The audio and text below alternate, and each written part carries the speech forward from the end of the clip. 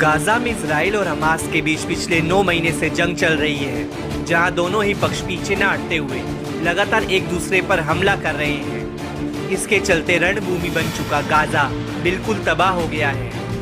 Hamas लड़ाके खंडर बन चुके गाजा का इस्तेमाल कर इजराइल पर हमलावर है। दोनों के बीच की तनातनी से हालात गंभीर हो चुके हैं, जहां दोनों ही खेमों को खासा नुकसान झेलना पड़ रहा है, तो वहीं इजराइल को अपने बंधकों की रिहाई का भी खासा दबाव सहन करना पड़ रहा है। इन सब के बीच सीज फायर की उम्मीद ने एक बार फिर उम्मीदों को बढ़ा दिया है। तो वहीं इजरायली बंधकों की रिहाई की मांग को लेकर हजारों की तादाद में लोग सड़कों पर उतर आए। लोगों ने सरकार के खिलाफ जल्द कदम उठाने की मांग करते हुए बड़ा विरोध प्रदर्शन किया। बंधकों को लेकर अनसुलझी डील को अंजाम तक पहुंचाने के लिए नेतन्याहू सरकार पर पहले से ही खासा दबाव है। इस दौरान सरकार विरोधी प्रदर्शनकारियों ने बड़ा अल्टीमेटम देकर मुश्किलें बढ़ा दी हैं। इसके तहत अगले हफ्ते दर्जनों रैलियां शुरू कर विरोध प्रदर्शनों और कार्यक्रमों को तेज धार देने की बात सामने आई है। गाजा में सीज फायर की बढ़ती उम्मीदों और हमास की ओर से ढिलाई बरतने के बीच इजराइल के शहर यरूशलेम में हजारों लोगों ने बंधकों की रिहाई के सवाल पर प्रदर्शन किया।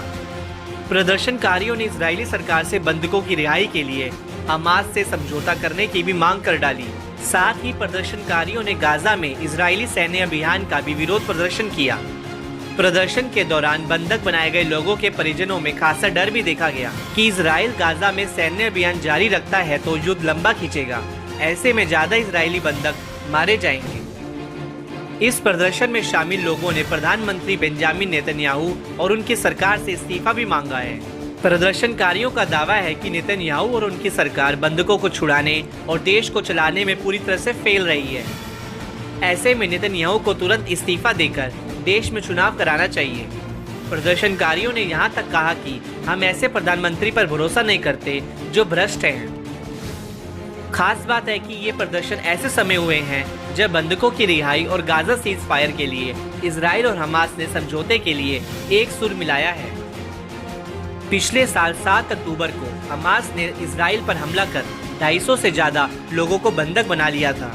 करीब आधे बंधकों को हमास अब तक छोड़ चुका है, जबकि 41 बंधकों की मौत हो चुकी है, लेकिन अभी भी उसके कैद में करीब 116 इजरायली नागरिक हैं। उन्हीं के परिजन इन प्रदर्शनों में शामिल हैं। वहीं सरकार विरोधी प्रदर्शनकारियों ने इजरायली सरकार के बड़े मंत्रियों और उनके घरों के बाहर भी प्रदर्शन किया। इनमें रक्षा मंत्री, विदेश मंत्री, नेसेट स्पीकर और राष्ट्रीय सुरक्षा मंत्री शामिल हैं। इसके अलावा रविवार को बंद का भी आह्वान किया गया। प्रदर्शनकारियों ने कहा कि वे मुख्य हाईवे को बाधित करेंगे। देश भर में रैलियां आयोजित होंगी, जिसका समापन तेल अवीव में क्रिया सैन्य मुख्यालय के बाहर एक बड़े प्रदर्शन के रूप में होगा। बताया जा रहा है कि इजराइल की कुछ प्रमुख कंपनियां अपने कर्मचारियों को विरोध प्रदर्शन में शामिल होने के लिए समय देंगी। ऐसे में साफ है कि युद्ध में फंसे नेतन्याहू और उनकी सरकार को अब चौतरफा मुश्किलों का सामना करना पड़ सकता है।